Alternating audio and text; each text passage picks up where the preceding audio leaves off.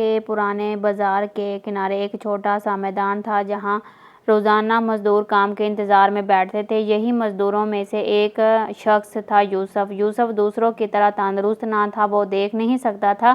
بچپن میں ایک بیماری میں اس نے اس کی بینائی چھین لی تھی، مگر اس نے کبھی اپنی مزدوری کو مجبوری نہیں بنایا۔ روز صبح وقت پر میدان میں آ جاتا، اپنی پرانی لاٹھی ہاتھ میں پکڑے اور صاف ستھرا لباس پہنے، چہرے پر مسکراہٹ ہوتی اور دل میں اللہ پر بھروسہ۔ لوگ اکثر اس پر ترس کھاتے، کچھ ہنستے تھے اور اندھا مزدور یہ کیا کام کرے گا۔ کچھ لوگ چپ چاپ آگے نکل جاتے، کچھ باتوں میں مذاق اڑا دیتے، مگر یوسف خاموش رہتا، نہ جواب دیتا نہ برا مناتا، بس دل میں کہتا رزق دینے والے لوگ نہیں، اللہ ہے۔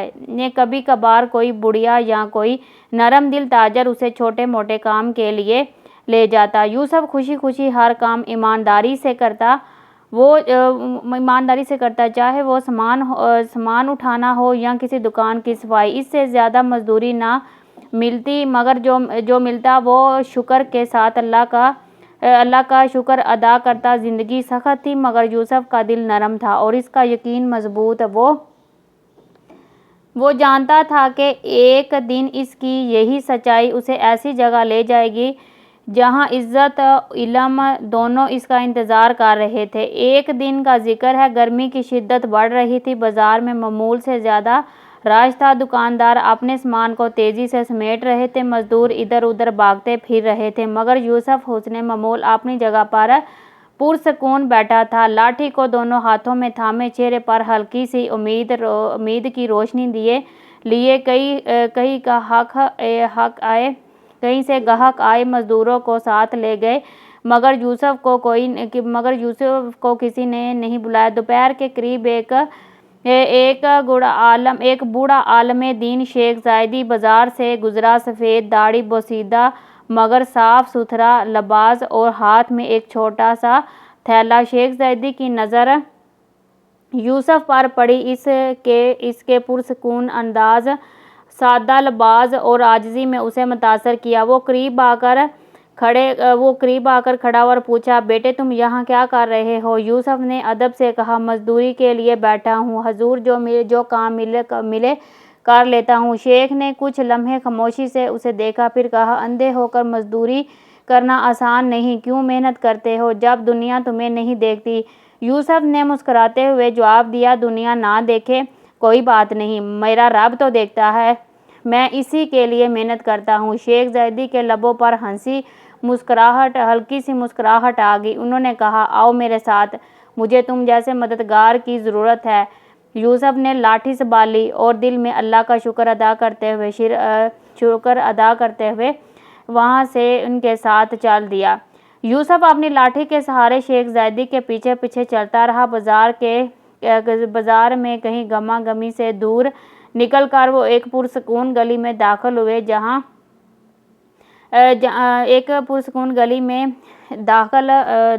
جہاں پر انہیں مٹی کے پرانے گھروں کی قطاریں تھیں اور دیواروں پر وقت کی مٹی چمک رہی تھی۔ شیخ کا گھر بھی عام سا تھا، 2 کمرے، ایک چھوٹا سا صحن اور درمیان میں ایک نیم کا درخت جس کے نیچے ایک پرانی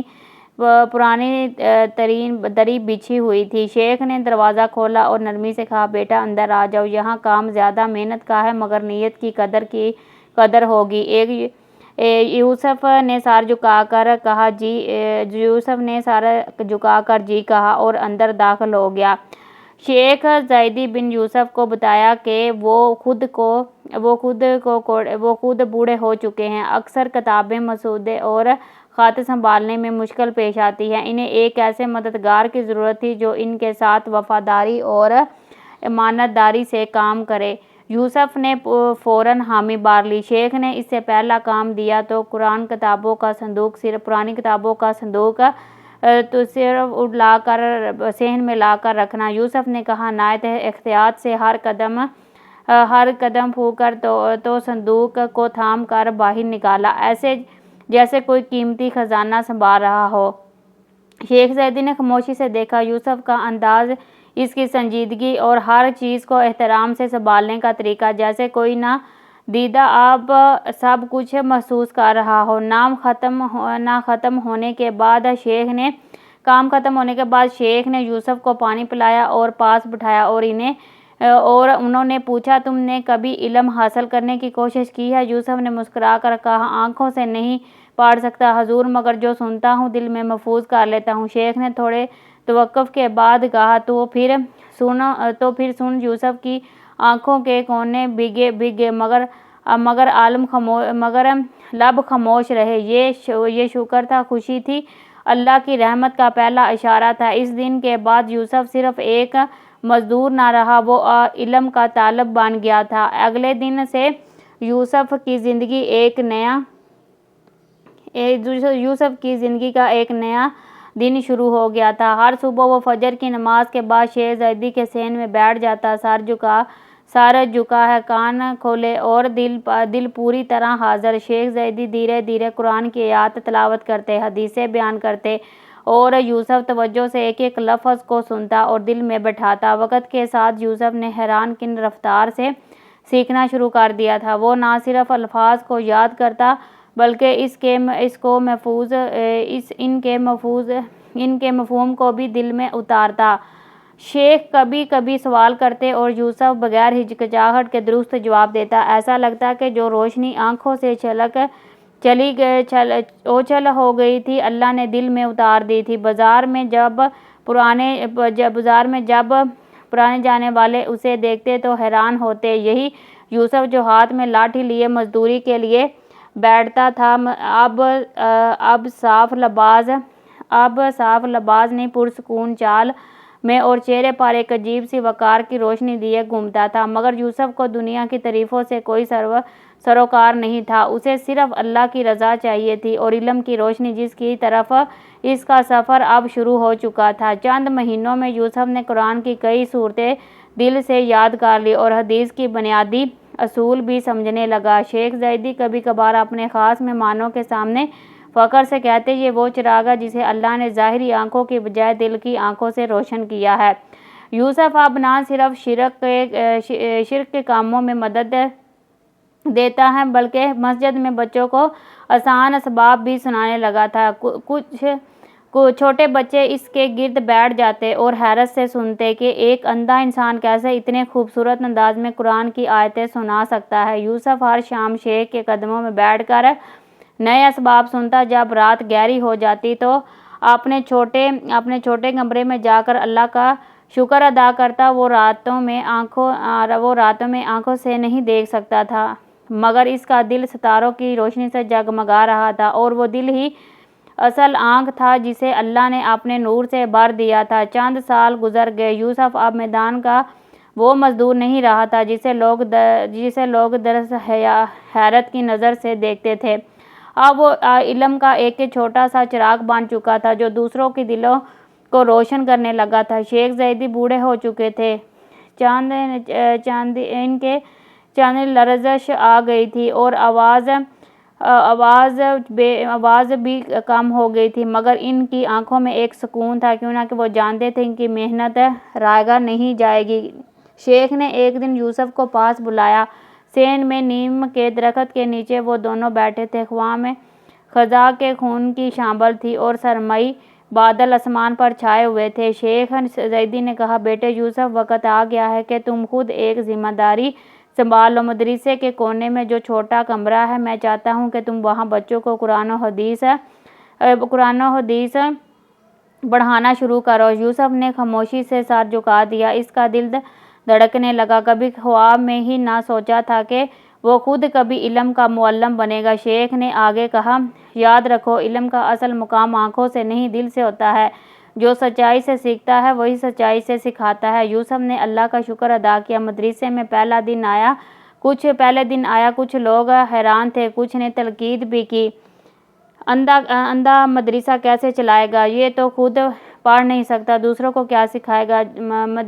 جب یوسف کی پہلی مجلس ہوئی، اس کی ہلکی مگر پراسرار آواز ذہن میں گونجی، اور جب قرآن کی آیاتیں اس کے دل سے نکل کر سامعین کے دلوں میں اترنے لگی تو سب باتیں خاموش ہو گئی۔ بچے چپ چاپ سنتے، بوڑھے لوگ حیرت سے دعا دیتے اور نوجوان حسد کی بجائے محنت سے اس کے گرد جمع ہو جاتے۔ یوسف کی مجلس دن بدن بڑھنے لگی۔ لوگ دور دور سے آ کر اس کے حلقے میں بیٹھنے لگے۔ بازار کے تاجر، مزدور، کسان سب اندھ عالم سے علم حاصل کرنے لگے، جس کا دل روشنی سے بھرپور تھا۔ یوسف جانتا تھا کہ یہ سب کچھ صرف ایک چیز کی بدولت ممکن ہوا تھا، اللہ پر یقین، امانت داری، سچائی۔ جو کبھی بصرہ کے میدان میں بیٹھ کر خاموشی سے کام مانگتا تھا، آج علم کی ایسی دولت بانٹ رہا تھا جس کی قیمت دنیا کے خزانے نہیں چھپا سکتے تھے۔ لیکن یوسف نے مسئلہ کے قرآن کوچوں میں جب بھی کوئی عالم کی تلاش میں نکلتا تو لوگ اسے یوسف کا راستہ دکھاتے۔ اس گلی سے معروف یہاں مسجد کے پرانے دروازے کے نیچے نیم کا درخت ہے، وہی وہ اندھا استاد تمہیں علم کا چراغ تھمائے گا۔ یوسف کی حیرت اب صرف گاؤں مدرسے تک محدود نہیں رہی تھی۔ گرد و نواح کے دیہاتوں سے بھی نوجوان، بوڑھے اور مسافر آتے جو اس کی باتوں میں اللہ کی محبت، صبر کی مٹھاس اور سچائی کی خوشبو محسوس کرتے۔ مگر یوسف خود کو کچھ نہیں سمجھتا تھا، عہدوں کی لالچ، نہ تعریفوں کی چاہت۔ وہ جانتا تھا سب کچھ اللہ کی امانت ہے۔ جیسے بکریاں مالک کی امانت تھی، ویسے ہی علم بھی ایک امانت ہے جسے سنبھالنا، بانٹنا اور احترام کے ساتھ آگے پہنچانا ضروری ہے۔ یوسف ہر سبق کے آخر میں بچوں سے کہتا، بیٹے اگر آنکھیں بند بھی ہو جائیں تو سچائی کا راستہ کبھی نہیں چھوڑنا چاہیے۔ اللہ دیکھتا ہے، جو اللہ کی امانت کا حق ادا کرتا ہے، اللہ اسے ایسی جگہ پہنچاتا ہے جہاں عزت خود دروازہ کھٹکھٹاتی ہے۔ شیخ زیدی اب بیمار ہو چکے تھے۔ مدرسے کی آخری مجلس میں جب سب شاگرد جمع ہوئے تھے کہ شیخ نے یوسف کا ہاتھ پکڑا اور بلند آواز میں کہا، آج کے بعد یوسف اس مدرسے کا امین ہے، عالم کی مشعل اب اس کے ہاتھ میں ہے۔ شیخ نے یوسف سے کہا، اس روز جب شیخ زیدی نے اپنی آخری دعا کی تو آنکھوں سے آنسو بہہ رہے تھے۔ انہوں نے دعا دی، اللہ جس دل میں تھامے بغیر آنکھوں کا نور دیا ہے، اس دل کو کبھی اندھیرا نہ دیکھنے دے۔ چند مہینوں بعد شیخ زیدی اس دنیا سے رخصت ہو گئے، لیکن ان کی چھوڑی ہوئی امانت یوسف نے ایسی محبت اور سچائی سے تھامی جیسے کبھی اس نے مالک کی بکریوں کی حفاظت کی تھی۔